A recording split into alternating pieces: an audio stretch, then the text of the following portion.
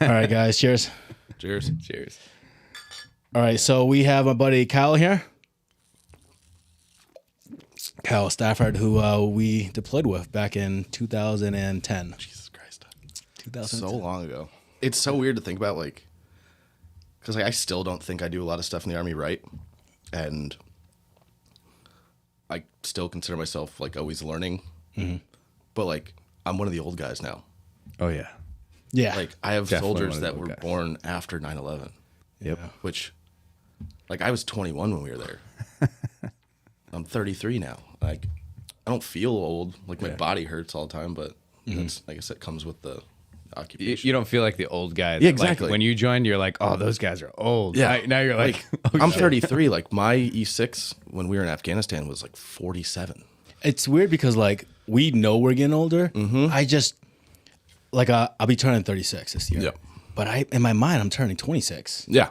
It's like I'm going to, like, shows right now of bands. They're like, it's the 20-year anniversary of this album. And I was like, I remember going to the store and buying that CD. Yeah. Like, that's something you don't even do anymore.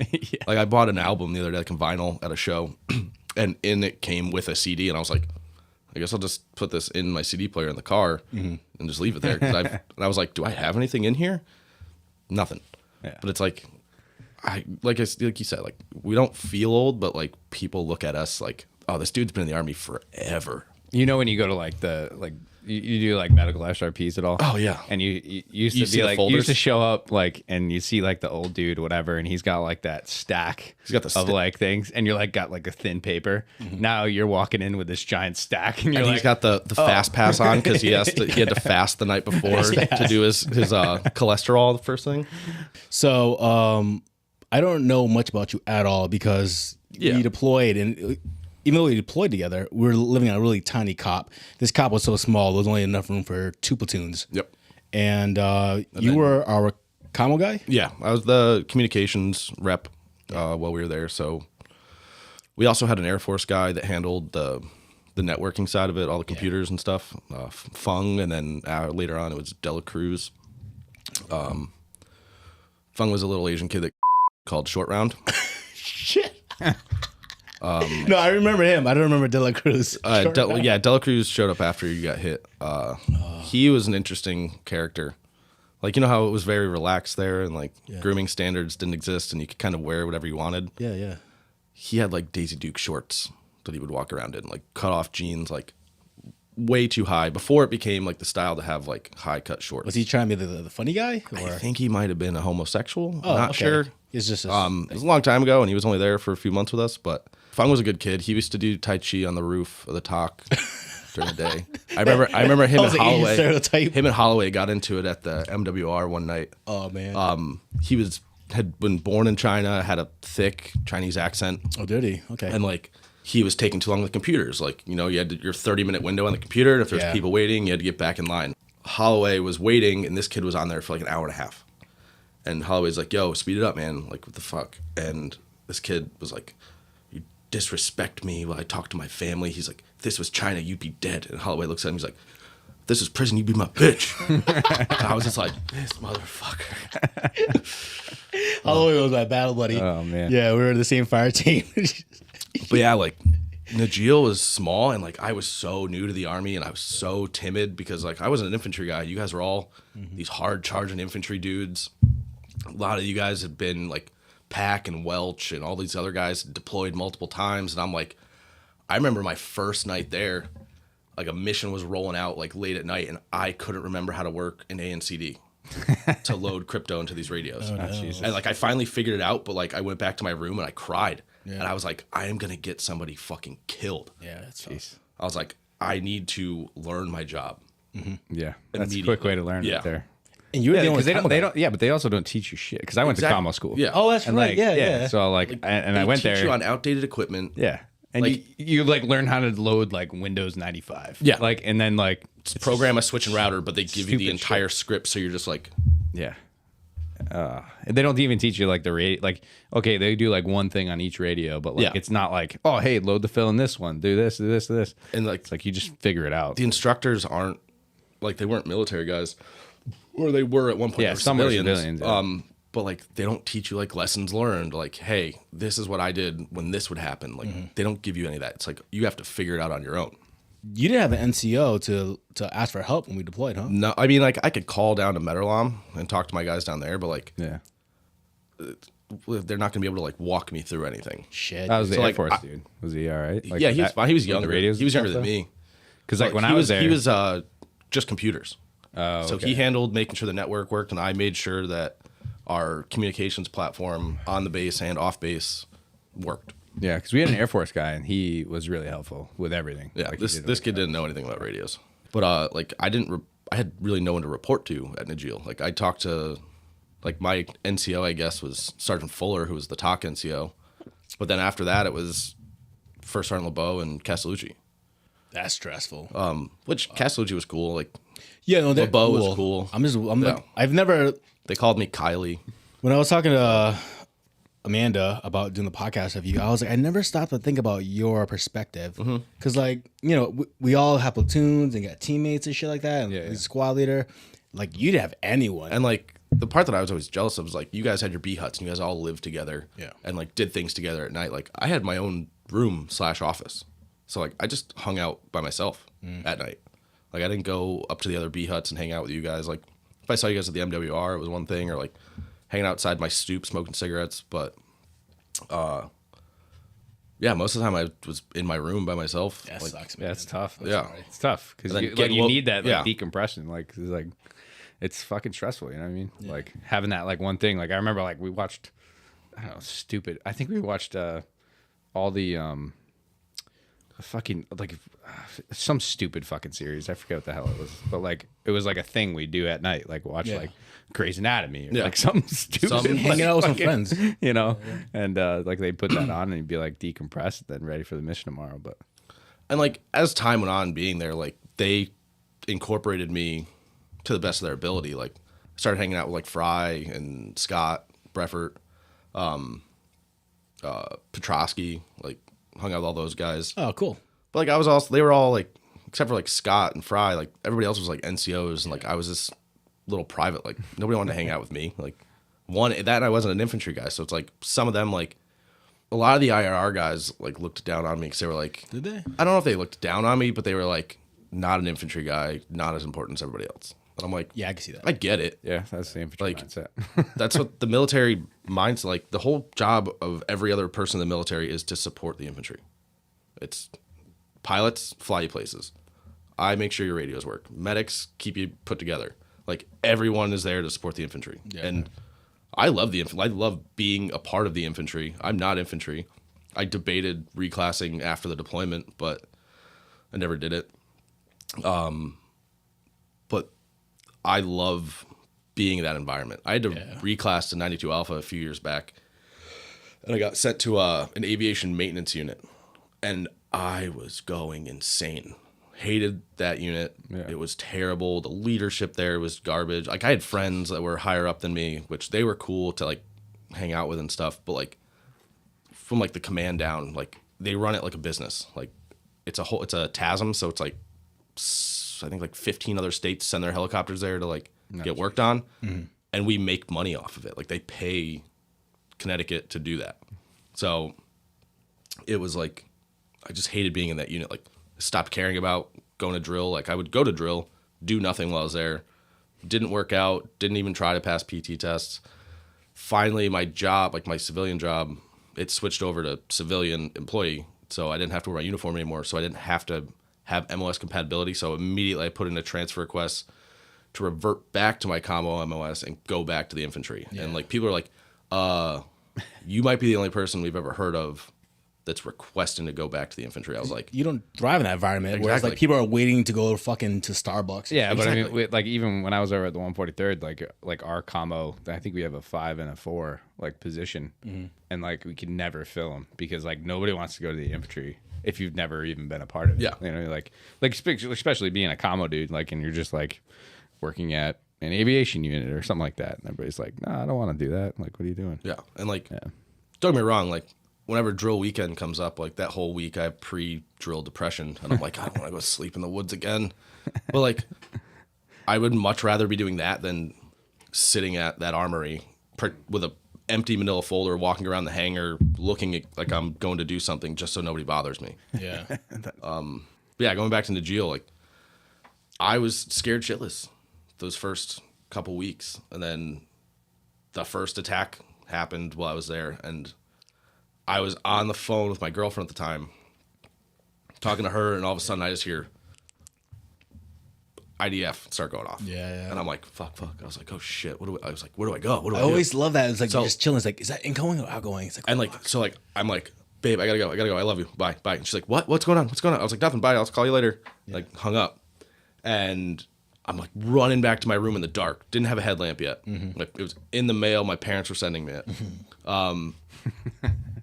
So I'm running in the dark, hoping I don't fall because I'm wearing flip flops like an asshole. Dark as fuck. Pitch black. Yeah. And like I run by Sergeant Severin's room, and he's outside ripping a cig. Remember Sergeant Severin? This Yeah, I just remember now. He's like, hey, dog, where you going? Yeah, he like call me something dog. I'm like, Yeah. I'm not gonna call you that. Yeah. He's like, I'm Sev Chill. Dog. Yeah, Sev Dog. He was chill. But I'm running, and he's like, where you going, dog? And I'm like, to my room to get my body armor. Like, we're getting attacked. He's like, no, that's just a red shoot. That's us shooting that, just registering the guns. I'm like, okay. So like I stopped running. I'm like, I'll go back to the MWR in a little bit. I'm gonna go to my room. Yeah. And I'm walking next to the talk, and all of a sudden, Oh shit. rounds start ticking off the concrete. The door rips open to the talk. Castellucci grabs me and pulls me inside. He's like, where you going? I was like, to my room. Like, he's like, we're taking shots right now. And I'm like, yeah, clearly I just saw him. And he's like, why are you walking? He's like, because I just ran by Sergeant Severin. He said that was outgoing registration shoot. He's like, no. He's like, go to your room, get your body armor, get back here, get on the roof. And he's like, kill someone. he's like, make sure the radios are working. I was like, got it. So That's embarrassing. Sorry. so like, yeah. Sucks. And I'm like, great. Castellucci was our commander. So I'm like, non-infantry guy, first tick. I look like an asshole. It sucks. Yeah. So I go grab my kit, my weapon, run up to the roof, and like that was the first time I fired my Was weapon. there BP at the roof? Yeah. Was there like There's cover? sandbags and stuff. Okay, Yeah. I didn't remember that. All right. It's where Bittner blew out my eardrum later on that year. Oh, with the 50 cal. Oh yeah. He was about like if we were next to each other, we were about this far apart. Bittner was a platoon sergeant. It was close enough that the gas blast out of the barrel made my hair move, and I was like, cool. And I didn't have an ear pro in. You do the same to you. Nope. It just fired. Like I was on my gun, like eye closed, like scanning, and all of a sudden, like just the loudest thing I've ever heard in my life. Yeah. And then I'm like, I touched my ear later on after the base defense got stood down, and I was like, oh, that's blood. Awesome. So I went and saw like Doc Mosier. He's like, yeah, you got a perfed eardrum there. He's like, just be careful. Is it all right now? Yeah, it's fine now. Okay. That's the one I get tinnitus in real bad. Oh, I'd be freaking out. Fucking blood. That's not a good sign. It's happened once before since then, once since then Okay. from a car accident. The airbag did it. You're just like prone to fucking accidents, huh? Oh, I really am. Like I've broken like 27 bones. Oh, jeez. Fractured my skull, broke both arms, both feet twice. Everything. Dislocated my shoulders, separated my shoulders. The fuck? Sports. Yeah, somebody's got. When you have little to no care about your body and you play contact sports, you can do well in those contact sports. Yeah. And then I also like skateboarded and rode bikes as a kid, so I was falling. And then That's crazy. I drink a bit, so I fall down too. So I broke my foot the last time. Jesus Christ, man. So what was your normal day to day like? You know what I mean? So I had a pretty much standing guard shift from like 10 a.m. to like 1400 every day. Really? Yeah. Oh, so that makes sense. Yeah. You know, if you're not gonna be and like it was constantly doing shit. very easy. They would backfill me if I had to go run off to go up to the Death Star to check a radio or check the retrans up there. Or run up to what was the other tower we had? We had Punisher Tower and then Butcher Tower that we built. Yep. Death Star too. Yeah, good old Death Star. Death Star was like at the highest peak. We had this fucking building where we had just We had a high ground OP. Hi, this is Greg Ulan from Afghan News.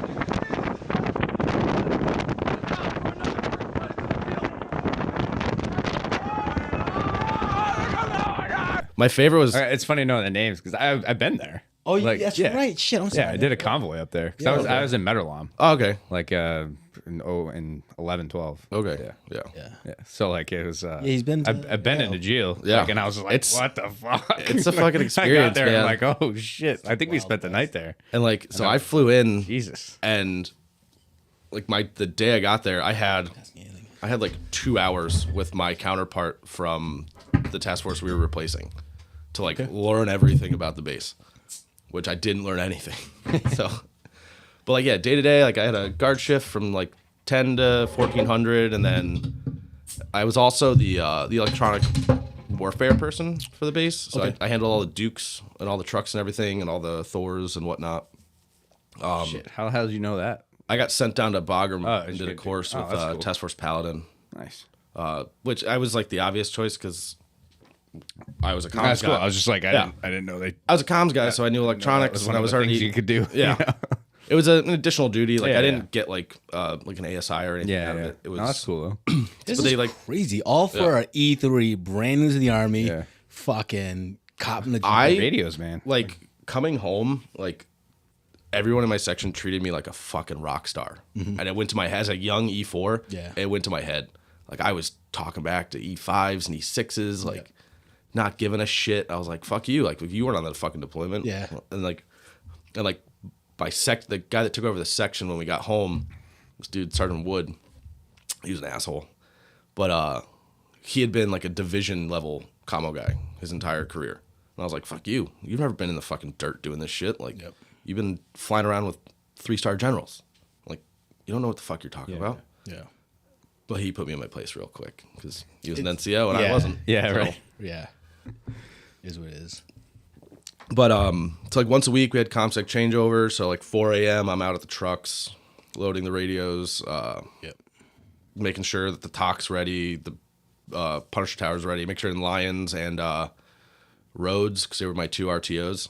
They were handling all the platoon radios. I had to go to the mortar pit, make sure the mortar pit was good. Yeah, so day to day, it was really no different than anyone else. If I had stuff to do, then I did it. And then there was days where like I had my guard shift and then I didn't have fuck all to do. Like I just sat and watched movies in my room, chiefed cigarettes in my room because I had my own room and nobody could tell me I couldn't smoke in there. Yeah. Took naps, MWR. Yeah. So basically, Did you go out on a mission at all? So when I first got there, I was dating this girl and I had promised her that I wouldn't put myself in any more harm than I had to. Yeah. So I didn't go on any patrols. And then I went on leave, and me and her split while I was home on leave. when was this? I went on leave in May. Okay. So I was gone for most of May. But so we broke up. I came back. I got back on like June 1st or 2nd. Had an omelet from Sergeant Cancel that gave me the poops the entire day. Where'd you get an omelet from? He was making an omelet at the MKT for breakfast. Oh, okay. But it was like very runny. Like I picked it up and there was like Yeah, liquid egg running off of it. And I was like, oh, I'm hungry, so I'm gonna eat this. The next day I went on my first patrol. And we walked, which this was my favorite part. Like you guys were about to go hump through the mountains. They were like, all right, we're gonna be leaving from the Death Star. So get this good mile walk up to the Death Star to get your heart going. I don't think before that I had ever actually walked up to the Death Star. I'd always gotten a ride because I'm a big important comms guy. It's time sensitive, so they would send me an escort. So I'm walking full kit up there for the first time ever to go then walk through the fucking mountains on this patrol. Feel it right on my knees. Yeah, in my back. The worst was like just the sun beating on my head with the helmet on, and I was like, how do these guys do this every fucking day? Yeah. It's like at a point you just get used to it. You're just like, nah. Yeah. So like I only went on like a handful when it was needed. Like Yeah. the RTO was like sick or got hurt or something like that, so I would fill in. They didn't make me go on missions because that wasn't my job. Yeah. So it was a weird feeling. Like I knew that my job was important when I first got there, but like I was so young and so fresh to the army. Like Yeah. it didn't feel like real life. Like it didn't. I was just like, we're just here. Yeah. You can't really understand And then the like significance until of it. you got hit, and then I was like, oh fuck. I was like this. Yeah. I was like, what if he fucking dies? Like I never even really talked to this dude. Like Yeah. he's on a helicopter and I'll get evac'd. And We literally after that, I was by, like, yeah, passing chow. And exactly. shit. And I was like, and a couple days later, I'm helping Sergeant American like inventory all your personal belongings to send it out. And I was like, this dude's not coming back. I was like, this close to dying. yeah. And like, I just remember that whole day, like it was somber. Like Shitty there was a weird vibe on the entire fucking COP. And I was just like, everybody was like normally people would be like smoking and joking. Everybody's just kind of like keeping to themselves. Yeah. And just, I was like, all right, this It's the weirdest I was shit. like, this when, is real Somebody now. goes down and Yeah. Because I did that for fucking Dennis. Like I went through his shit. And Yeah. I'm like, Oh, shit. packing all the shit up, and I'm like, dude, this is fucking weird. Yeah. Like at that point, I think we knew he was gone. But You also had the it was just weird. most ridiculous amount of books for someone that's deployed. I was gonna burn them all. Dude. Yeah. I was gonna take them home. I was gonna burn them all. But we sent them all home. And it was like 2 tough boxes worth of books. And I was like, when the fuck does this dude have time to read all these books? I was like, he's always on mission or on guard. Like, Did you read all the books? Well, I think he had plans to, but life got in the way. And the only thing I remember, I was so embarrassed. Like, normally I'm a pretty clean guy, but like I would just like beat off in my like little my little area, and I had like a box of napkins. I was like, no, they found my box of napkins. I will say the perks of having your own room when it came to, I called it educational training, were unparalleled. For an E2 to show up with an infantry company and they're like, yeah, you have your own room. I was like, sick. Yeah. And I had like the dude before me had like drilled a hole through the door into the door frame and he had like an Allen key that he did to like lock it. So I was like, pfft. I would like put a closed for business sign, dim the lights. Yeah. Get out the lube and the fucking baby wipes and go to town. It's crazy how like And that's a phenomenon in the military too. I always thought it was like every time like before we go on a mission, I'd be like, "This the last one. Last one, boys. It could be the last one. What are you gonna do?" Like, I'm not going out there with a loaded gun. Dude, I think of that show, Generation Kill. And I think they did the best show ever, where it really reflects like, Yeah. like literally, like, combat all right, track. It's like, oh, don't start the movie yet. I gotta go beat my meat. And I'll be back. Like, all right, cool. It's just Like how nonchalant we were about it. Yeah. Like, and just like, hey, what do you got on your hard drive? You want to swap? Swap and forth, I've got back and forth. hundreds. dude, the Air Force dude we had like a network. We had like a giant network where you could pull everybody's things off of it, and you'd load stuff on there and be like, take some off. I've got hundreds and like amazing. I've got like folders labeled folders. like people's names. Like, I got these from Sergeant and I got these ones from Sergeant Yeah. and just hundreds and like the entire spectrum of pornography. I think I got to a the point weirdest where it stuff. was like I was like bored and I like organized it all. Like I think I never did that. I was a did, little like, busy. Topics. I did like topics on it and like, oh man. Did either of you have like a movie that you watched like repeatedly while you were there? I was either reading or writing.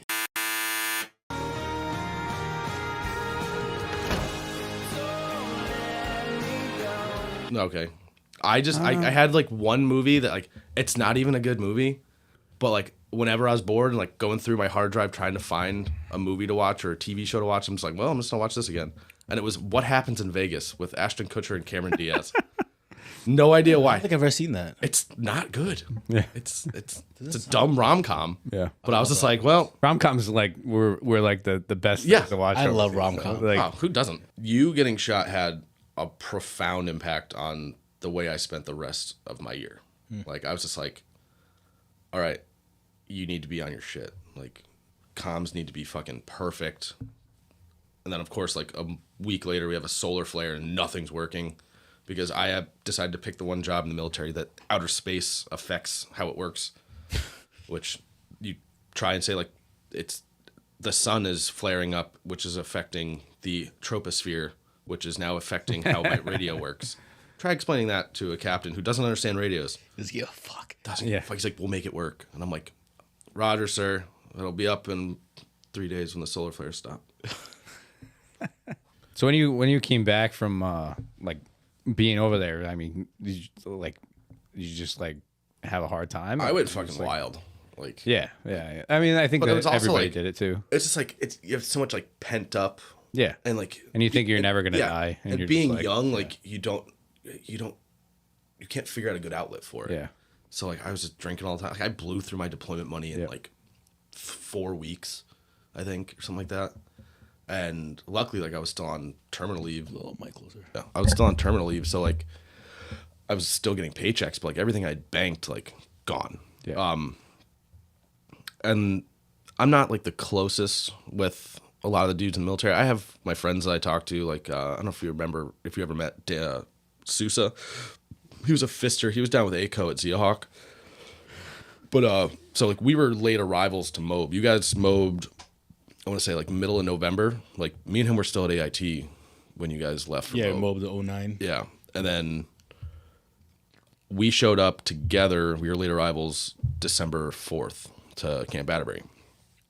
So I was only at Atterbury from the 4th to the 22nd to when we got bussed home for Christmas. But like I talked to him pretty frequently. A couple other guys, a couple of my soldiers always. Miguel just messaged me because I like commented on his story last night. And I said, "See you tomorrow," and he's just responded, "He's can't make it today." Oh man, he would have. I'm just gonna send a picture of Yeah, you feel to free, him man, and be like, he would have loved. I'm just gonna being say here, I noticed. I would have loved to have his input, like, you know, because Miguel, I guess we got his perspective as well. Yeah. Because he didn't really ever do patrols of us. Yeah. So I never like because he talked about like sleeping like to the comms and hearing all the fucking firefights. Yeah, because he was in the FDC. Yeah. I have no service here. Oh, that's weird. Sorry. That's right. But no, like you also by one day you missed the biggest party that base had ever seen.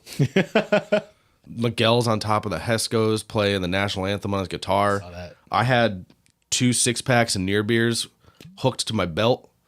So I'm walking around. I'm standing. I don't know if you remember the roof. There was that one fighting position on the roof of the TOC that like looked over the LZ. I'm on that like it's the corner of a wrestling ring, just stone cold in beers. We got guys on top of MATVs on the LZ. I love it. We had dudes popping off like Red Star clusters. This is on July 4th. Yeah, the 4th of July. Yeah. We had bought a goat from the bazaar, and our cooks slaughtered it, and we had a roasting, so we had fresh goat, which don't recommend it. These things are some tough fucking meat. Yeah. You missed it by one day. God damn Weren't it. you supposed Why'd to- you have to get shot? Weren't you supposed to go on leave? Like That was my last mission before leave. yeah. That was my last patrol. Well, you got your leave. It's crazy like how it's a little sad how like we didn't know like how good we had it, dude. I know. Did you guys find I had The rest of the battalion, like people that you talk to are still in, they're like, "Oh, sorry, that's not Najil." And I'm like, "Yeah, I'm sorry it's not Najil too. It was fucking awesome." when I was Ruined deployments for me for the rest of yeah. my army career. Yeah, so coming back home, you like had a. So like I kinda came back COVID, home. or is it more of It was you kind of self did it and I got back? managed pretty okay. Like Yeah. I started going to the vet center after a few months. Okay, I was like, yeah, all right. that's good. I Smart. like that place, And, I really did like it. Actually, the PL from the Scouts, now Major Raphael, he actually, I started going a little bit on my own, and then probably like 2012, I was on ADOS orders working with him, and he set up like group therapy sessions at the vet center. So I was with a bunch of dudes that were all over everywhere on our deployment. So not just Najil guys. That's but it cool. was like, That's good. so like hearing their stories, and it's like, I especially think like going to group stuff and like talking with other vets that dealt with the same shit that you dealt with, like, is wildly beneficial. Yep. Because a lot of those dark times, you're like, nobody understands me. Nobody knows what I'm going through. Nobody understands this. Then you talk to these guys, you're like, oh fuck, these guys all understand. Yeah. So like I've got my core group of guys that I talk to about shit, good, but like 12 years later, I didn't really have anything like traumatic happen to me. Yeah. Like I saw some fucked up shit. Like Yeah, but that's the shit that fuck you up. we too. saw a Like, suicide bomber, so like I held a dude's head. Like Oh, you were there getting the body parts. I was we went out, we did a BDA afterwards, but like never in my life at 21 years old did I think I was gonna be holding Holding somebody's somebody's head. Like Yeah, trying that's to not scan something their you think eyeballs. of. Yeah. And then like I can't remember if it was before you got hit. Like we called in the Kiowas on that dude that was digging an IED up past the cell phone tower, and then we went out and got his body and brought it back. Oh, I remember that. That's the one. Miguel was talking about. Yeah, that. the dead guy, the arm ripped off. Yeah, his I arm don't think it ripped off ripped his off. arm. Like his arm like flopped weird and it punched Czar in the dick. I heard of it.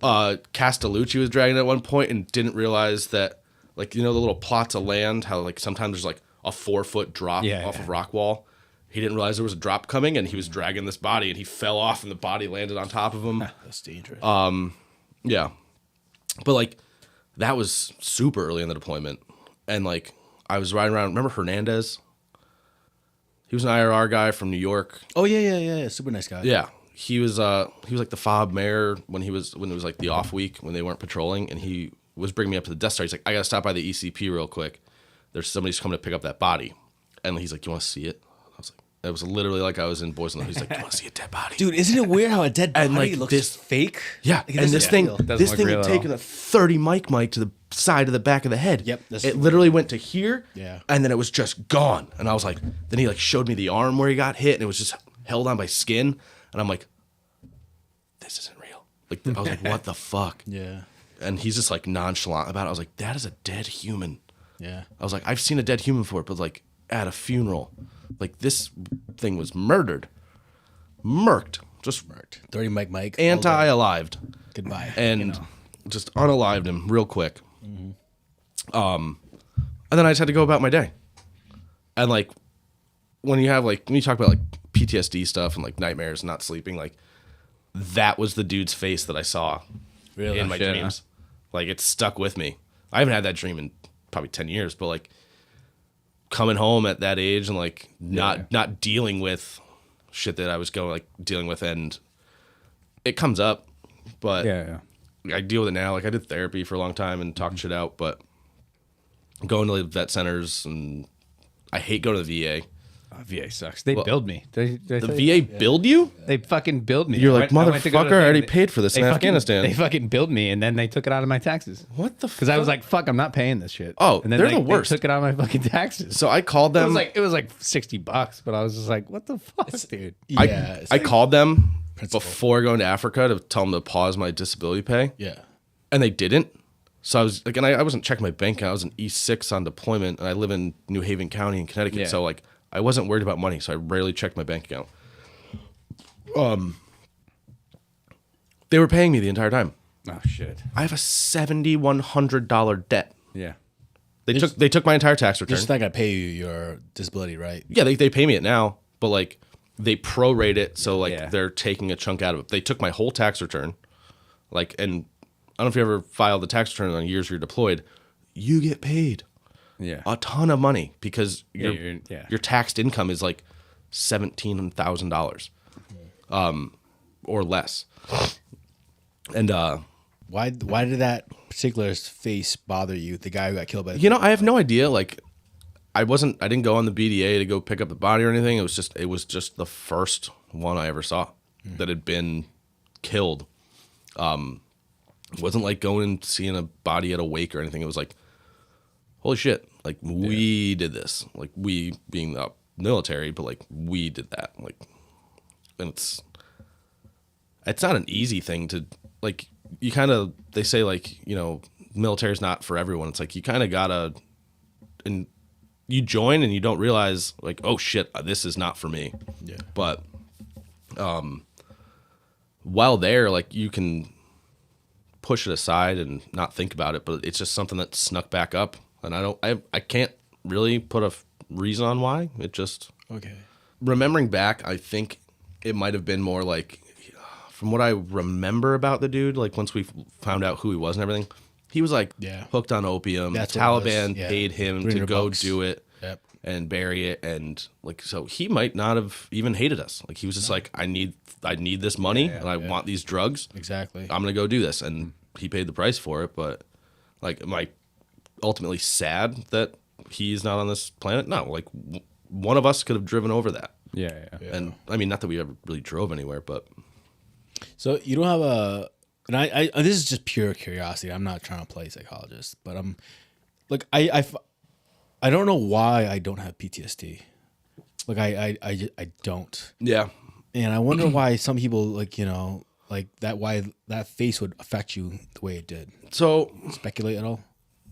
no, I mean it's more like what I was saying. Like the dude was young. Like the day before that, he probably wasn't our enemy. Like I have no way to speculate on that, but like it's just one of those things. Like you can't explain why something sticks with you like that, or like why something pops up in your dream. But yeah, going back, I think it was just like it was the first dead body I'd ever seen. The circumstances of like finding out about him afterwards, like watching them like hold his eyes open so they could do the bats and hides on him. I remember that night. Yeah. That was the same night where we were waiting for. It was supposed to be fast movers coming in, dropping in a bomb. Yeah. And they missed. They hit the wrong side of the mountain. I remember that. Who was it that fell into the little culvert? Oh, the culvert. Like on the base. Like, Oh, you remember when we like, attacked? Yeah. Lamro. Yeah, Yeah, those were his first running, nights. running in the dark. He The bent his March barrel. 1st attack. Yeah, he bent his barrel. So like that. So the March 1st attack happened. I'm still at Meadowlawn at this time. I get to Meadowlawn. I think I'm going to be at Meadowlawn the entire year. Meadowlawn's nice too. It's not bad. That's pretty good. The fun fact Yeah, about pretty good. Meadowlawn and Najil is the 102nd built both of those bases. Yeah. Like, That's pretty cool. Najil just used to be the car wash, the little river crossing. That's all it used to be. Bico in 2006, 2007 set up a patrol base there and Miguel built the was whole that. fucking thing. Yeah. Miguel was there. Yeah.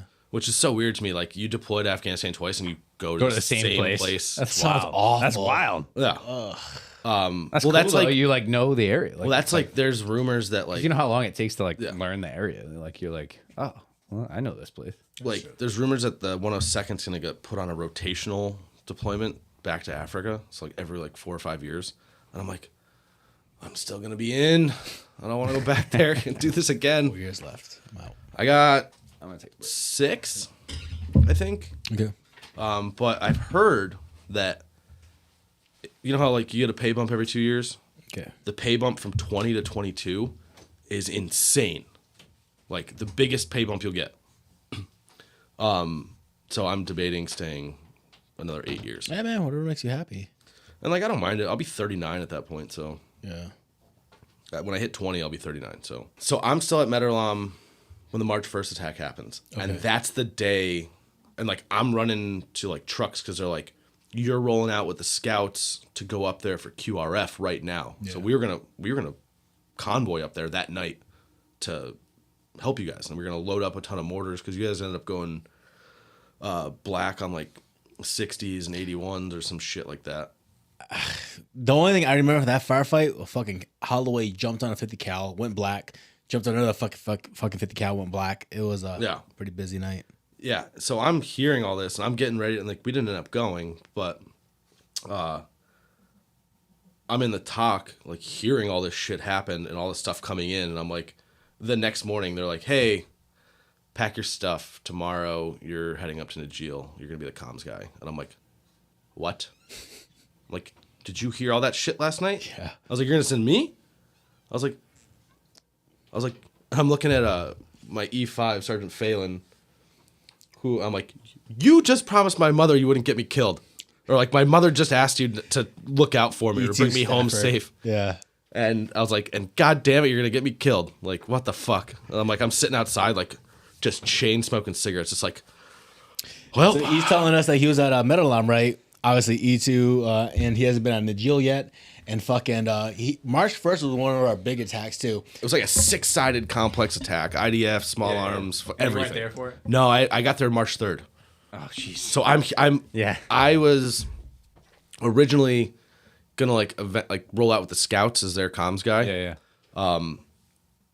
So like we're getting ready to roll up there as QRF during the March 1st attack. So I'm in the talk, like hearing and looking at all this stuff. It's a long way. Yeah, it's like 30 And miles. it's like, it's shitty. 30 to get. miles, and there's a lot of bombs. It's like Lots 3 of hours, bombs. right? 3 hour drive. I think more than that Yeah. with all the 'Cause stops you're gonna have to make. You get all the way to Alashang or Yeah, it's Alashang. Alan Gar's on the right. Alan Gar's on the right. Alashang's Yeah, on the left. So the left. So Alashang, and you got to get to there first. AKA IED Alley. Yeah, and it's like we got I was telling you, we got like the Goldies, like when we got there. So it's like these mine detectors that detect command wire. Yep. and we found like probably like 9 bombs in each kilometer.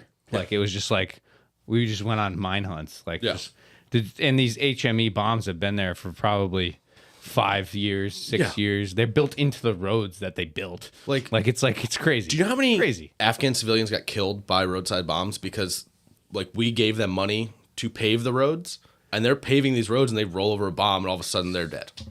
All the time it would happen. Dude, so many bombs. Like that's why it was amazing that we would get to like Alashang or Alangar, and we would drive the trucks, but we would do like a V in front of the trucks, like a patrol.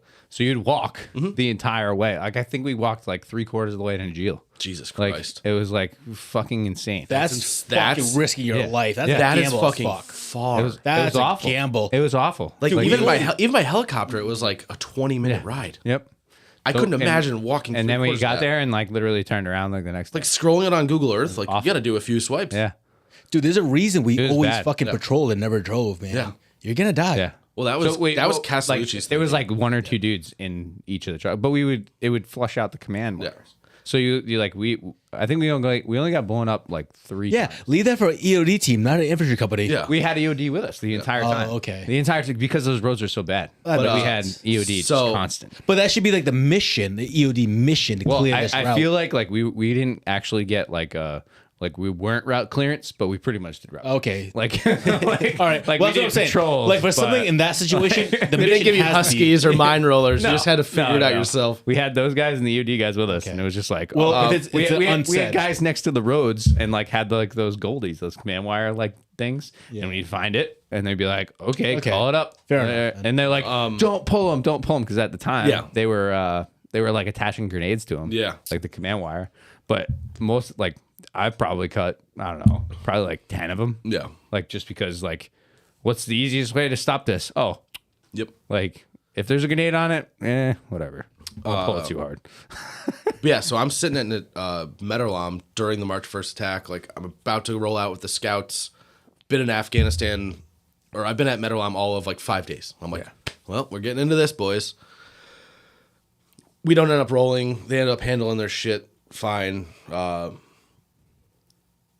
Next morning, I roll into the S6 little commo shack that we had, and they're like, "Hey, you're off today. Go pack all your stuff." I'm like, "I just finished unpacking in my room." Yeah. They're like, "Yeah, you're going to Najil tomorrow morning." I'm like, "What?" I'm like, "The place from last night?" I'm like, I'm looking at my NCO Sergeant Phelan, and I'm like, "You just told my mother you were going to bring me home safe." I was like, "You are going against your word, sir. You are going against your word." But yeah, so I got up there March 3rd, and like probably like March 6th or 7th, like we got attacked again, and that's when I got my cab like wicked fast. Dude, I was trying to ask you earlier, when you were clearing my shit, like all my books and stuff, sending it back home, I had one of those like notepads, the black and white, the camo printing, whatever. Yep. And at one point, we got attacked so much, I was like, I think I want to start recording this. I would literally write the date and then write what happened. IED, indirect fire, fucking whatever. And then I noticed a pattern. I was like, every 3 or 4 days, we're getting fucking attacked. Did you see that at all? Mm-hmm. It got worse. They shortened up. Like Ramadan was probably the quietest part. It eventually got to like every other day, every 3 days. Yeah, because the weather's warmer. Yeah, and especially like after Ramadan, like they don't do shit during the day. Yeah.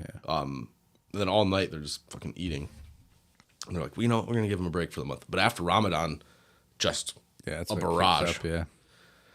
Up, But yeah, like fun part about my cab, someone fucked up somewhere. So on all my DD-214s, where it gives all your awards and everything, it says combat action badge and in parentheses second award. They gave me it twice. Oh, nice. Cool. So technically I can wear the one with the star, but I'm not gonna do that. I woke up and found a cab next to my bed. I was like, all right. A cab? Yeah. Aren't you an infantryman? Like, Yeah. What the fuck? Yeah, whatever. the guy didn't know. He's like, oh, here's your cab, buddy. Yeah. We're a little bit all over the place. I feel like before in past talks, like we unknowingly, like we would talk about you, and then we'd talk about the deployment, and then we're all over the place. We're all over the place, which is all right. fine. But I am really curious, which is now like kind of like switching the conversation. All right. So I never had PTSD, but we're doing the podcast because eventually it was like I didn't know. I don't want you to know, but like you got some PTSD. It's not PTSD. I don't. It is. I talked to my doctor. We've talked, I don't. Listen, we've talked about this before. You've got a touch. We've talked about this before, and the if PTSD, you don't have PTSD, okay, nobody has PTSD. The PTSD thing, right? We've talked about this before. It's like it's a shitty blanket that they put on everything. Yeah. However, there's these giant levels of PTSD that like, okay, we have, I have, you have. However, like I know you don't want to be saying you have PTSD, but I've known you for a little bit. We've all got a touch. Dude, you got shot in fucking Afghanistan off a mountain. Into a shitty thing. You have to throw yourself off a mountain. If you don't have PTSD to that, then you definitely have PTSD from Walter Reed. Well, here's the thing. All right, If you don't have PTSD from that, I'm saying you've got bullshit because you definitely do. Everyone, Maybe. we all do. Maybe. We've all got something. And I've not called you out on this before. Trust me, but I'm I gonna don't do it now. I don't no hurt feelings at all, and I completely hear what you guys are saying. If this wasn't me, I would objectively be like, bro, you got PTSD. Like whether like you actually whether actually you think you do or not, you have PTSD. I don't feel like I have PTSD. You don't need to feel like, it. I don't feel like I have it myself. either. But like, there are times. Like, do you ever like just get depressed for no reason? No. No, you don't have any fits of like. You just kind of like anger. You just like shy. You don't have any angry. You just shy away. You just fair. You don't. There's no times where you're just like, you know what? I don't really want to deal with people right now, and you just kind of like shy away for a few days and just keep to yourself. No, not really, man. Really? I do it all the time. So I feel like I go to the bar. 100% You ever myself. lash out? At I go to the things like God you're damn it. supposed to be- Goddamn Lapierre. That's part of it, dude. Well, like you deal it with a different way. Like you deal it with like So- being angry. Like we've talked about this. So my deal is right, which is why I started this kind of like podcast, where it's like I notice where it's like when I get angry, I get like really fucking angry. Yeah. And it's like it's like it's not that I don't like crowds. I specifically hate like shopping at BJ's because I feel like people are coming out of nowhere and like I just want to fucking fight people. That's only at BJ's for whatever reason. For the most part, it doesn't really happen. You know what I mean? And Because you thought it was a store like Staples, and they don't actually sell BJ's there. But Staples sells Staples. stupid name. So And I blacked out a few times. What's that sporting goods store? What's wrong? Dicks? hate that one too. That's a great name. You can't forget Definitely Dicks. hate it. Yeah. You can't forget the name. But I've also blacked That out old while fire. driving, and like maybe this is road rage. I've always had a bad temper. I don't think I've had road rage. So the whole anger portion, is that really PTSD? Yeah, it is. Yes. Like, it doesn't matter. Yes. Yeah, Terry, it's 100% PTSD. But the problem with that is, you went to Afghanistan, you got shot. You could have had that, even if you never did that. But there's no way to know. Well, so here's guess the- what? so when I was talking to my because psychologist- you're a wounded veteran, Yeah. you have PTSD, my friend. I was talking to my psychologist, right? And And you have a psychologist. You have PTSD. well, no, because she's with the VA, and she was like, and she agreed with me. She doesn't think I have PTSD. She labeled it as like hyper arousal. Like I guess I'm a sensitive person, Sounds right? erotic. You know what I mean? Yeah. Hyper arousal. Or But, it sounds like a weird term for like you come real fast. That's never been my problem. It's like too quick. If anything, it's the opposite. It's like, oh, this poor girl. Like I need to get done. But I got shit to do today, man. But it's like so my upbringing, right? And this is why I think I don't have PTSD. And I guess I'm gonna put my parents on blast a little bit. My parents were like, they're hardcore, like old school. They come from Asia, where it's like So you're first generation. I'm first born here. generation, Okay. 100% first generation. So And they you're Laotian. Laotian. And so they raised me as if like, I'm just a Laotian kid being raised in America. And then one day they realized, oh fuck, we're raising an American. They would say shit to me like, what I mean, like this is how we do things. Like, like you don't, you know what I mean? And it's not an uncommon thing I've heard in like Asian households. Is like, like parents that came here from their country they bring those values from that country and are trying to impart those values on their children, but their children are getting so much outside influence living in America. Right. Yeah. You get like a weird mixture. Right. So Where you've got these core values where like Asian cultures are it's all hard work. That's what he talked about, like when outside you were like about crying. like the big it's cities, very and, And you're like, you can't cry. Right. Because It's your like- parents probably told you not to cry. it's like Well, the yeah, 1950s exactly. in America, where it's like if you're a boy, like you don't cry. Exactly. You have to go to work. You have to provide for your family. You pay on dates. You drive. All that stuff. All these ideas of what it's supposed to be like to be a man in America. Yes, But absolutely. like it's like brought to another level in those Asian cultures. Yeah, the where woman it's- stays home and cares for the children and cooks the meals. The man goes to work, Yeah, does this. absolutely, And yeah. the man's not supposed to show any emotion Yeah. or anything like that. And that could be why you don't think you have PTSD and why you don't really have any flare-ups like that, because being brought up like that, like showing emotion was a sign of weakness, so you don't do it so much. yeah. So Like for me, like growing up in America, like if I want to cry, I cried. Like if I wanted to show emotion, I showed emotion. Like the music I listened to was sad as fuck. I cry all the time. So my therapist was like, well, she doesn't think I have PTSD either. She thinks it's more like my upbringing. It's like I'm more prone to the anger because my only issue is like the anger. Like I don't have reoccurring thoughts. I don't randomly just want to like. I'm naturally a loner, anyways. Yeah. You know what I mean. I don't naturally just want to like be alone forever. I don't ever have like. I don't feel like unlike myself, but when I get angry, it's like next level angry.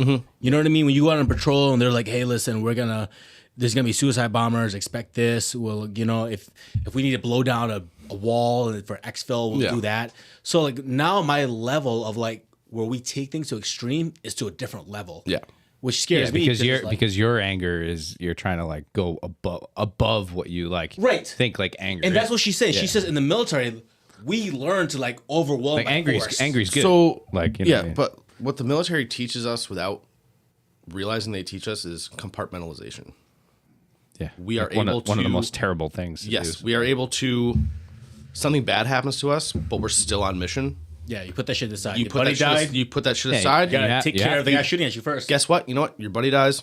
Let out a few tears, but straight back to business. Yeah, Like, and gotta it kill works. the- And it works. like- It it's works like- for that. it's like 'cause number But, like, one- it's when you get home. Yeah. and it's like, oh, Then And we're shit. talking about and then you Chanda, don't too. have to compartmentalize anymore, and all these worlds come together, and you're just or you're trying to, Yeah. and it's just like not working. exactly. Well, we're so my buddy who's also a gassy, my buddy Chanda, he was like, we also get rewarded for that. Yeah. When we're like, we fucking crush it. We respond to anger and violence, and that's what we want. That's what they want. And as an infantryman, you're a killer That's- out yeah. there. You know what I mean? And like I always considered myself after serving with you guys, like, and a lot of the guys considered me as well. Like I was infantry by association. Absolutely. Like I don't have the MOS. I didn't get to get a CIB or anything like that. But like, I did a lot of the same shit that everybody else did. Yeah. Like I fired my weapon in combat. Like I went on patrols. I saw friends get hurt. I saw dead bodies. Like I saw all that shit. Like I remember one drill. Like I wasn't wearing my cab, and Pereira, Dr. Dirt himself, comes up to me. He's like, "Where's your fucking cab?" I was like, I didn't want to wear it today. He's like, "If I ever see you without that cab again," he's like, "we're gonna have issues." And I was like, "What?" And he's like, "There's people walking around here with CIBs that didn't fucking earn them." He's like, "You fucking earned that thing." He's like, "You wear it proudly. Don't ever let me see you without it again." So now I just have it sewn on all my uniforms, so Oh I yeah, can't that's forget the it. easiest way to do. But I don't remember where I was going with that.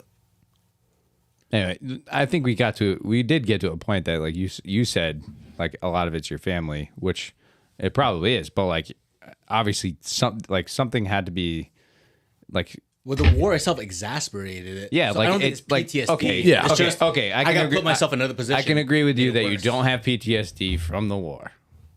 Well, However, I'll agree to disagree. however, respectfully, yeah. you know, it's like it definitely exacerbated whatever you did have. So No, that's You know her what I mean? point. And, It's like- trust me, I'm not trying to be like dodge it, like, oh, I don't want that PTSD label. No, not. I honestly just Because don't I knew know that. you before deployment. So Yeah. like even before deployment, I feel like you were you guys go way back. like Yeah, like you were like we wound tight. Yeah, that's what a friend actually described me. He goes, like, you're not like a angry person, but you're like tightly wound than an average person. Yeah. Yeah. But that's kind of like, because like I said, I got raised in a household where like, so what I'm saying is, maybe you should have your parents on the podcast. Yeah. what I'm saying is, my therapist was special like, guest Terry's parents. it sounds like you. She goes, I don't think you have PTSD either. I think the war, your experiences, exacerbated that kind of like upbringing and your personality that pushes your anger further. And I wonder why. I don't feel like I have PTSD. I wonder why I don't. And part of me thinks is maybe because I think a lot of it is because you're so like you think about things a lot. You write. Yeah. You think about. You're things, a very like, intellectual person. Yeah. You. So I think like you said, you chalk it up to like. when I asked if you had a movie that you experiences. watched on the deployment, and you're like, no, I was always reading or writing. Like you.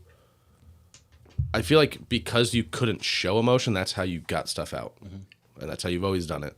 And you're able to put stuff on paper, and that's therapeutic for you. yeah. And you're able to do it that way. So, I mean, maybe you don't have full blown PTSDs. I mean, I don't as well. Like I know I have some form of it. I go into fits of depression where I don't want to be around people. I don't want to talk to people. Yeah. But like, it's hard to say. Is that from shit from Afghanistan, or is that because I'm 33 years old and I'm not exactly happy with my life? Like, Yeah. like I don't have I being 21 when I was in Afghanistan, I was like, if I ever come back here, I can't wait to be. I'm gonna be married. I'm gonna get that dependent pay. Here I am, 12 years later, still single, no kids, nothing to show for it. It's like I'm not. I mean, I'm happy with my life. Like, I have a good life, but like things could be better.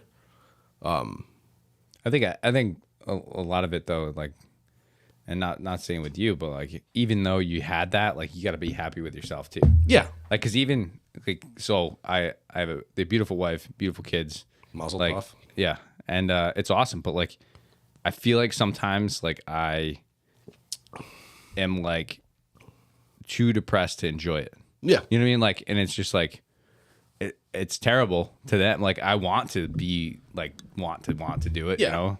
And it just like at a certain and like point, that's sometimes not you're just like, that's not uncommon. I've heard that a lot Yeah. from people. They're like, people are just like you get in your own head about things. yeah. And you start overthinking and dwelling on something, and it could have nothing to do with My wife constantly. war trauma or why are anything you like thinking that. about that? Well, that is like one of my favorite lines. People are like, "What's wrong with you?" I was like, "I fought a fucking war. That's what's wrong with me." Like that's just it's my all encompassing. Like, Yeah. I'm tired. Well, it's because I didn't sleep for a year, and probably a year after that, really, because that hyper vigilance doesn't just go away when Yeah. you get home. No, I know. And also, the girl I started dating when I got home was going to school in Boston. So when I'd be up there, I'd sleep at her place, and her apartment was right in the path of the Lifestar helicopter going to Tufts Medical Center. So when birds would come into Najil, they would fly right over my room. So like I'd be like that weird hour, like 5 a.m. This helicopter would come, and I'd be like, "I'm like, what do we got coming in today?" I'm like, "Who's coming here?" And she'd be like, "What are you talking about?" And I'm like, Oh shit. "Oh, I'm in Boston. I'm not at Najil." I'm gonna restart that. I'm gonna take a piss real quick. Do you mind if I hit this in here? Dude, yeah. Yeah, what's up? Send me back to Meadowlawn where I can relax. Think about it. We're just fucking kids, man. We're like kids at war, dude. And like that's part of the problem is like But when we did get back though, like, and I felt like it too. Like I felt fucking so top old. of the fucking world. I remember I was like, dude, I can go to this fucking bar. I can do whatever. That's the where fuck I everything want. went wrong. so Everything went wrong. I enrolled in college when I got back, and I just remember sitting in classes like, who the fuck is this guy? You Like talking like the fucking professor. asshole. Like Yeah. I was like, fuck him. I was like, I think I and like he's just teaching the class. Like it was like anthropology or something like that. And I was like, fuck this dude. Did I was tell like- you about I was like, my- what makes him so fucking special? Did I tell you about going? So I went back to school, whatever, and I went to CCRI, and I think it was like a drawing class or something fucking stupid. Oh no! And they had us like with like Crayolas and like doing some like stupid thing, like with like cutting papers and stuff like that. And I was just like, what? Like, what the fuck? Like, I fucking ripped it up and fucking left. And I'm just like, and I never went back. And I was just like, fuck this. Like, this is fucking stupid. Like, you became that guy. You were like, you know what I was doing last year? I was dropping bodies. Yeah. What is like, this bullshit? Like, I was like, this is just like, what the fuck? I'm cutting paper right now. Yeah. Like, this is just. This is fucking elementary school. Like, God What the damn it. fuck? Like, my kids do that now. And they're in fucking kindergarten. And I was like out. Oh, And then, that's like, amazing. eventually I went back to school. But, like, Oh, so yeah, shit. Real quick. So like a while back, I started asking about I think there's a little almost cliche to ask and say at this point, but it's like I feel a lot of guys turn to drugs, alcohol, and fall into depression because they have a lack of mission in life. yeah. Because when we're that young and like I will 100% agree with you on that. yeah. So for me, it was like I spent 9 years. In hindsight, I reflected on it. I realized I spent 9 years. I wasn't as smart as you. You sound like you went and found help right away. I just kept drinking my face off almost for 9 years. Well, right? I was doing those two things concurrently. Okay. So like, I was doing the work on myself to try and figure out my feelings about everything, but also I was burying myself in a bottle all the time. Yeah. I got into like a really bad habit. Like I have a long drive to and from work. I do a bad habit of like on my way home, I'd pick up a 6-pack and crush a 6-pack in the hour drive home. Yeah. And then stop at the liquor store before getting all the way to my house and pick up a 12-pack or an 18-pack. And then I would drink 75% of that. And then I'd go to the bar for the rest of the night. Yeah. And that would go like do I have am I an alcoholic? No. Do I drink alcoholically? Yes. Yeah. I go on binges. I'll go through a period like that I was just describing for a month or two. And then I'll go through a period where I don't have a drink during the week and I keep it strictly to Friday nights, Saturday nights. I don't even have drinks unless it's football season on Sundays. Like I won't do it. Yeah. But then there's days where it's like 7 days a week. As soon as I'm not at work, I'm drinking Yeah. consistently. And then I'm drinking until 1 o'clock in the morning, waking up for work, hungover, going to work, hungover. And like I just live in that perpetual hungover state until I can get that hair of the dog to get me right again. But is that because like you feel like that was more of a choice versus like to me it was like you become an alcoholic was like is a monkey in your back you have to scratch. You Yeah, have but to drink. it's also like instead of your mind or whatever go, you just like, hey, like I feel happier when I'm drinking. Like Yeah. it's just So- like, hey, like why not? A weird way to describe it, I don't get it anymore, but like at the height of my drinking before I stopped, like at my first drink of the day, I would get like a tingle sensation, like goosebumps, It's like, game on. It's like game on. goosebumps down my back with the first sip. I don't get that anymore. Like, I know that I don't have to drink. I like to drink. Don't get me wrong. It's one of my favorite pastimes. But I know I don't have to. I know that if things ever got to a point where I'm very aware of it now, so I know I can Yeah. put a stop to it for however long that I need to. But I used to literally like my first drink leaving work, like I would take a sip of a beer, ice cold beer, and I would get like a tingling sensation down my back. I'm like, oh yes, this is my happy time. Yeah. And it doesn't happen anymore. But to your point, like, yeah, a lot of people do turn to that because they're looking for something that's not there anymore. Yeah. Especially now with there's nothing going on. There's no conflicts. There's no real deployments. You can't go back to war. Yeah, we can't go back to war. Trying to fill a void. Like I made a joke like this captain that I'm friends with, he posted on his like Instagram story. It was just said like U.S. Army and it was a picture of his mountain badge. And I like sent one. I was like, and it's my cab, and I was like, mine's cooler. That's how I respond to him with. And he's like, yeah, but you don't have one of these either. And I was like, yeah, but you can't get one of these. yeah. I was like, I can go to mountain school. I was Yeah. like, you can't go get in a war right now. Yeah. And he's like, fuck, you're right. And I was like, Well, sucks to suck, nerd. Sucks, bro. Shit, Yeah. dude, we are all over this place with this podcast. This has been fun though. Dude, no, this it is fun. That's what I'm saying. It's just chill. We've dude. definitely gone like from like Everywhere. back and forth. I think and before we had like an SOP where we didn't know we were doing it. We were like, so initially we I planned. told you we should do something. All right, so I think what the SOP is we should talk about the person's background. like we should have Oh, started. we with, barely like, even. I mean, we did a little bit of my background, but, But we should have started with like, hey, like, okay, you got out of basic training, you fucking went to Mob Shop, and then you did this. Well, because that's what we my usually thing do, is- but it's just I'm really interested in the person's psyche. So it's like, I think maybe we talk about the person's background, talk about their war experience, and then talk about their dealing with it. Because like that should be like Yeah. the first like thing, and then How do like, they deal with everything. it? No. I mean, like, yes, agreed that we should do that. Okay. and then like after that, that's when we get into like this, like, because it turns into a round table, which is what we which want. is fun. It's great. It's no, We're totally. just I'm like not drinking beers and Yeah. bullshit. Yeah. Like, that's We're just- kind of what we thought. Dude, like, it's just this gonna be was our like if I Watch came this. here and we weren't recording it, we'd be doing the same exact thing. exactly. Yeah. Anything want to ask Zach? No, I'm good. I think 3 hours is enough. Yeah. Shit. Yeah. Well, thanks for joining us, Kyle. It was Yeah, appreciate Thanks for it. having me. Yeah, appreciate all this stuff. And I'll have to come back again. do we even Another figure 3 out? hours? Did we finally figure out a fucking name for this fucking thing? no. Did man, you ever actually explain your tattoo? You didn't. No, I didn't. Next one. Next one. Next. Next. Until next time. Part 2. All right. Thanks, Kyle. Thanks for. All right, bro. Until next time. Thanks for having me. Appreciate it.